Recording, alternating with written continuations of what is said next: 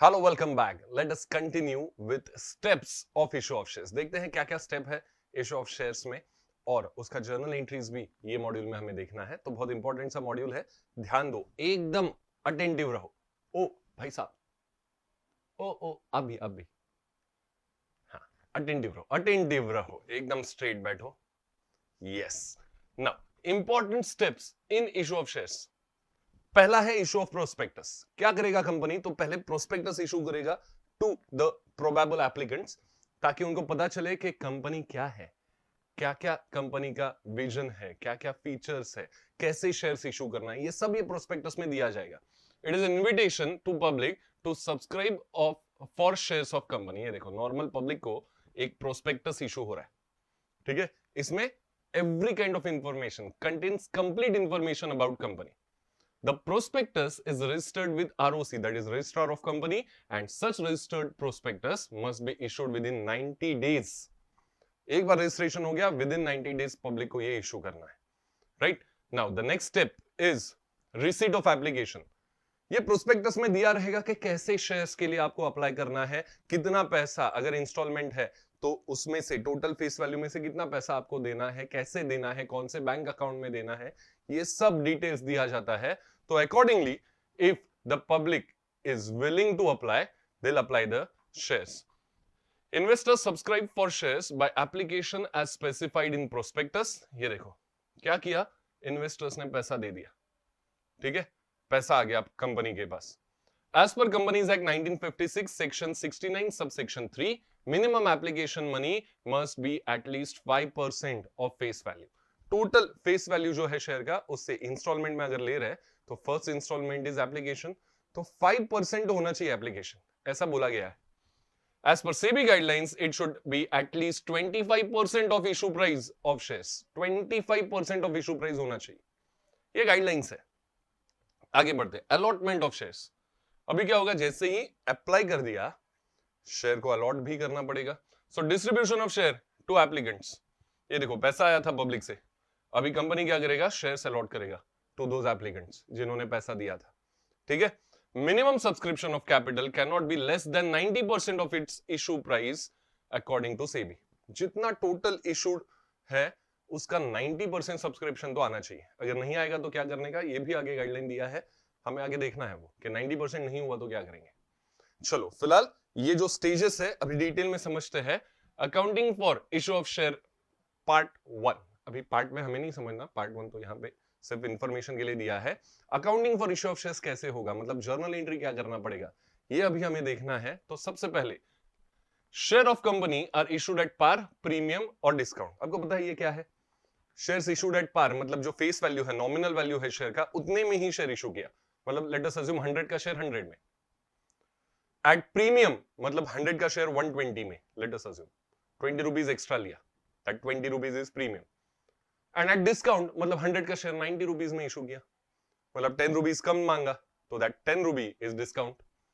तो doesn't matter कि ये कैसे इशू हुआ है, irrespective of the fact that shares are issued at par, premium or discount, the share capital of company as stated earlier may be collected in installments to be paid at different stages।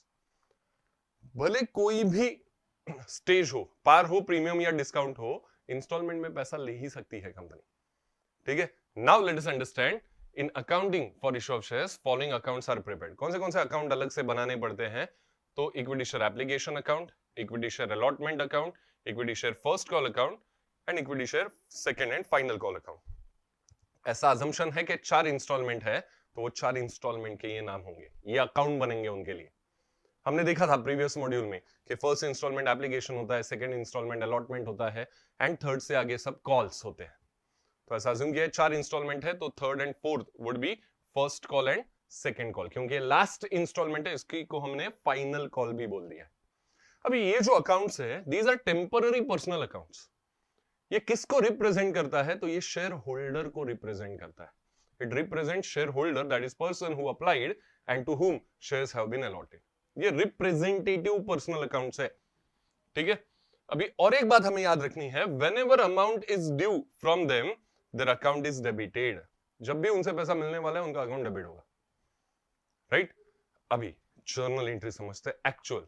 सबसे पहला stage क्या, company ने prospectus issue किया था, वो देख के पढ़ के जिनको लगा कि हमें शेयर सप्लाई करना चाहिए, उन्होंने अमाउंट फॉर एप्लीकेशन ट्रांसफर किया कंपनी के बैंक अकाउंट में। I hope you know about demat account, shares demat account through ये मनी का ट्रांसफर होता है। तो कैश अकाउंट कभी नहीं लिखेंगे शेयर के लिए, बैंक अकाउंट ही लिखेंगे, ठीक है। So let discuss accounting entries for application. सबसे पहले क्या, application money received, receipt of application का एंट्री करेंगे। नाउ फॉर अकाउंटिंग पर्पस आपको यह भी बता दूं कि we will always think ourselves about company. हम कंपनी है, हम शेयर इशू कर रहे हैं और अकॉर्डिंगली हमें सोच के जर्नल एंट्री लिखना है, right. So for company applicant से पैसा आ रहा है, सो bank account will be debited. सबसे पहले क्या होगा, तो एप्लीकेशन जिनको लगता है हमें शेयर्स लेना चाहिए वो लोग अप्लाई करेंगे, मतलब पैसा देंगे। So bank account debit to equity share application account. जैसे मैंने बोला ये रिप्रेजेंटेटिव पर्सनल अकाउंट है, तो here share holder is giver of money, credit the giver, खत्म। Bank account debit to equity share application account. आगे बढ़ते हैं। नेक्स्ट नरेशन तो यू कैन मैनेज, जस्ट एक बार पढ़ लो, अकॉर्डिंगली कितना पर शेयर पैसा आया है और कितने नंबर ऑफ शेयर्स पे आया, ये आप भर सकते हो इसमें इंफॉर्मेशन। नाउ नेक्स्ट क्या होगा, जैसे ही पैसा आ गया हम इसको क्या करेंगे, क्यों ले रहे हैं हम पैसा, इट इज फॉर कैपिटल, तो उसको कैपिटल में ट्रांसफर करना पड़ेगा, it will be called as share capital account. तो ये कैपिटल में ट्रांसफर करेंगे। अभी देखो अलॉटमेंट ऑफ शेयर्स करेंगे, मतलब क्या, allotment means distribution of shares to applicants. As per SEBI guideline, if the company does not receive minimum 90% of its issued amount within 60 days from the date of closure of issue, the company must refund amount within 78 days without interest to all applicants. हमने देखा था ये 90% subscription आना चाहिए जितना भी issue price है उसके, ठीक है। नहीं आया तो विदिन 78 डेज हमें रिफंड देना पड़ेगा विदाउट इंटरेस्ट, और अगर विदिन 78 डेज नहीं दे पाए रिफंड तो फिर 15% इंटरेस्ट पे करना पड़ेगा ऑन दैट डिलेड पीरियड, ठीक है। 15% इंटरेस्ट देना पड़ेगा आफ्टर 78 डेज अगर हम रिफंड दे रहे हैं तो। On allotment of company sends letter of allotment to allottees and letter of regret to applicants whose shares are not allotted. जिनको अलॉट कर पाए हम उनको लेटर ऑफ अलॉटमेंट भेजेंगे कि आपको हमने इतना शेयर्स अलॉट किया है। जिनको शेयर्स ही नहीं दे पाए उनको हम लेटर ऑफ रिग्रेट भेजेंगे कि आपको शेयर नहीं दे पाए। Now moving further, let us go for journal entry. सबसे इंपॉर्टेंट अपने लिए ये है, हमने एक ही एंट्री अभी तक देखा है, that is application money received. Entry था bank account debit to equity share application account for transfer of application money to capital. ये पैसा क्यों आया, कैपिटल के लिए आया। तो अगला entry would be equity share application account debit account of applicants receiver of shares. अभी हम इनको शेयर अलॉट कर रहे हैं ना, तो ये शेयर होल्डर जो है रिसीवर है, इसलिए इसको डेबिट किया to equity share capital account as capital increased. हमने क्या किया, ये पैसा कैपिटल में ट्रांसफर किया, सो कैपिटल बढ़ गया। ये सेकंड एंट्री। अभी जब भी मैं इक्विटी शेयर बोल रहा हूं, आपको ये समझना है कि अगर क्वेश्चन में प्रेफरेंस शेयर्स दिया है तो आपको खाली इक्विटी ये वर्ड की जगह पे प्रेफरेंस लिखना है। इक्विटी शेयर्स और प्रेफरेंस शेयर्स का जर्नल एंट्री डिक्टो सेम है इशू करने का, ठीक है। But irrespective of any other information we assume कि ये इक्विटी शेयर्स है, ठीक है। इसीलिए ऑर्डिनरी शेयर्स, इक्विटी शेयर्स मतलब ये ऑर्डिनरी शेयर्स है, इसीलिए यहां पे इक्विटी शेयर लिखे आया है। अगर क्वेश्चन में आपको प्रेफरेंस शेयर बोला है, all the entries will remain same, सिर्फ एक ही चेंज आपको करना पड़ेगा, इक्विटी की जगह पे प्रेफरेंस लिखना पड़ेगा, दैट्स इट। आगे बढ़ते हैं। नाउ एक बार ये अलॉटमेंट हो गया, अभी ऐसा भी तो हो सकता है कि अरे मैंने नंबर ऑफ शेयर्स कुछ अलग इशू किया था लेकिन एप्लीकेशन ज्यादा का आया था, तो जितनों को मैं शेयर्स दे सकता हूं सबको दिया, ये एंट्री किया मैंने अलॉटमेंट का। बाकी लोगों को मैं शेयर्स नहीं दे पाया, उनको लेटर ऑफ रिग्रेट दिया।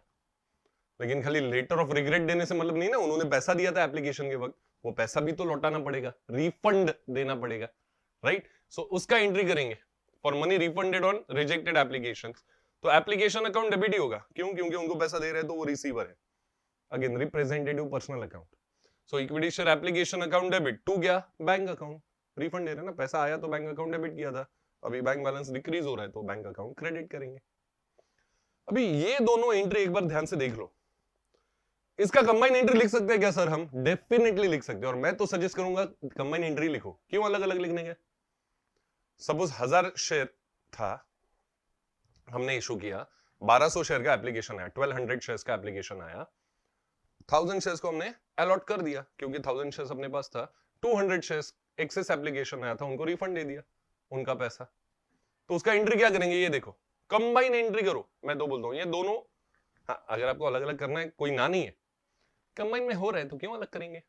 देखो, equity share application account debit 1200 shares के हिसाब से जो अमाउंट आएगा वो इनटू जो भी एप्लीकेशन का रेट है, to equity share capital 1000 into जो भी एप्लीकेशन का रेट है, टू बैंक 200 इंटू जो भी रेट है, 1200 1000 200। मैं नंबर ऑफ शेयर्स का बात कर रहा हूं, इंटू जो भी एप्लीकेशन का रेट है वो आपको करना पड़ेगा। तो ये कंबाइन एंट्री दे दो, नरेशन अकॉर्डिंगली हम एडजस्ट कर सकते हैं। चलो आगे बढ़ते हैं। आगे क्या, तो आगे अभी जैसे एप्लीकेशन स्टेज के लिए हमने क्या किया, पहले ना पैसा लिया, क्योंकि हमें पता नहीं था कितना एप्लीकेशन आएगा। डायरेक्टली मैं ये नहीं बोल सकता कि 1000 शेयर मैंने इशू किया मतलब ये 7000 शेयर का ही एप्लीकेशन आएगा। पहले मुझे वेट एंड वॉच करना पड़ेगा, बाबा कितना पैसा आ रहा है मेरे पास, तो समझूंगा कि कितना नंबर ऑफ शेयर्स पे एप्लीकेशन आया, फिर आई कैन एडजस्ट इट। तो application is the only stage जहां पे हमने पहले पैसा लिया और फिर वो कैपिटल में ट्रांसफर किया। Now from allotment stage onwards मुझे पता है एप्लीकेशन के वक्त कितने शेयर्स पे पैसा आया था, तो अलॉटमेंट का जो भी इंस्टॉलमेंट है उसमें मैं ड्यू पहले दिखा सकता है कि बाबा इतने शेयर्स पे ही, जितने एप्लीकेशन पे आए थे उतने शेयर्स पे ही मुझे अलॉटमेंट का पैसा मिलेगा। तो I can show first due amount के इतना आना चाहिए, और फिर हम रिसीट लेंगे। So right from allotment stage sequence उल्टा, एंट्रीज लगभग वैसा ही है, खाली इंस्टॉलमेंट के नाम बदलेंगे, लेकिन सीक्वेंस उल्टा हो गया। आई रिपीट, एप्लीकेशन में पहले रिसीट फिर ट्रांसफर टू कैपिटल, अलॉटमेंट से आगे जितने भी इंस्टॉलमेंट है पहले ट्रांसफर टू कैपिटल मतलब ड्यू और फिर रिसीट। तो देखो, ट्रांसफर टू कैपिटल का entry, equity share allotment account debit is a debtor, अभी तक पैसा लेना है वो शेयर होल्डर से, to equity share capital account, capital increases, allotment का पैसा आएगा तो कैपिटल बढ़ेगा। अभी एक्चुअली पैसा लेंगे तो एंट्री आएगा बैंक अकाउंट डेबिट, क्योंकि रिसीट मिला अलॉटमेंट का, to equity share allotment account. जैसे मैंने बोला, यही एंट्रीज हमने एप्लीकेशन के लिए किया था, खाली सीक्वेंस अलग था, पहले बैंक टू एप्लीकेशन किया था, फिर एप्लीकेशन टू कैपिटल किया था। यहाँ पे सीक्वेंस उल्टा हो गया, यहां से आगे हर बार जितना भी इंस्टॉलमेंट्स है यही सीक्वेंस होगा, पहले ड्यू बाद में receipt, due receipt due receipt करते रहेंगे। नेक्स्ट क्या होगा, तो एप्लीकेशन हो गया, अलॉटमेंट हो गया, the next installment is called as call. वो फर्स्ट कॉल हो, सेकंड कॉल हो, थर्ड कॉल हो, सो ऑन। सो कॉल, इसके बारे में हम ध्यान देंगे। A call is balance money demanded by company after receiving application and allotment money of shares. The balance amount of shares can be called by company in installments. Every installment is prefixed as first call, second call, and so on. The amount of call must not exceed 25% of the nominal value. जितना भी face value है, nominal value है, उसका 25% call का value होना चाहिए, उससे ज्यादा नहीं होना चाहिए। ये देखो, minimum notice period of 14 days is to be given to pay the call. एक बार हमने बोल दिया कि कॉल का पैसा दो, तो 14 डेज का नोटिस पीरियड है, उसके अंदर अंदर पे करना है पैसा। नाउ एंट्री वाइज क्या होगा, तो सबसे पहले कॉल मनी ड्यू दिखाएंगे कि बाबा एप्लीकेशन में इतना शेयर्स पे पैसा मिला, अलॉटमेंट में इतना शेयर्स पे पैसा मिला, तो अभी कॉल पे भी इतने इतने शेयर्स पे इतना इतना अमाउंट मिलने वाला है, ड्यू है। So first entry will be for call money का transfer to capital. So equity share dash call, dash क्यों, क्योंकि आपको वहां पे वो नाम देना है, भले वो फर्स्ट कॉल हो, सेकंड कॉल हो, थर्ड कॉल हो, फोर्थ, जितने भी कॉल्स है, लास्ट इंस्टॉलमेंट जो रहेगा उसको फाइनल कॉल बोलने का। So let us assume equity share first call account debit to equity share capital account, पहले ड्यू दिखाया इतना पैसा मिलेगा, फिर bank account debit to equity share first call account, bank account debit to equity share first call account. ऐसा ही आपको second call का भी एंट्री देना है। Let us assume second call is the last installment, तो अब एंट्री क्या देंगे, equity share second and final call account debit to equity share capital account and bank account debit to equity share second and final call account. अगर third call है, fourth call है, तो accordingly ये dash में आपको call का नाम लिखना है, कौन सा कॉल है वो। एंट्रीज विल रिमेन सेम, पहले ड्यू बाद में रिसीट। तो ये एंट्रीज एक बार आपको गो थ्रू करना है तो वापस कर लो, क्योंकि ये बहुत इंपॉर्टेंट है, ये बेसिक जर्नल एंट्रीज है विदाउट एनी फर्दर एडजस्टमेंट्स। ये एंट्रीज हमें लिखना है, हर एक इंस्टॉलमेंट का 2 एंट्री। एप्लीकेशन है तो पहले रिसीट बाद में ट्रांसफर, अलॉटमेंट है तो पहले ड्यू बाद में रिसीट, कॉल है तो पहले ड्यू बाद में रिसीट। तो हर इंस्टॉलमेंट का दो दो एंट्री हमें लिखना है, फिर धीरे धीरे धीरे धीरे एडजस्टमेंट इन्वॉल्व होते जाएगा। तो इसलिए सबसे पहले ये बेसिक एंट्री समझ लो वापस एक बार, चाहिए तो रिवाइंड करो, देखो जहां पे अटक रहा है, आपको नहीं समझ रहा, पॉज करो, वापस देखो, क्लियर कर लो ये, फिर आगे बढ़ते हैं, अगले मॉड्यूल में मिलते हैं।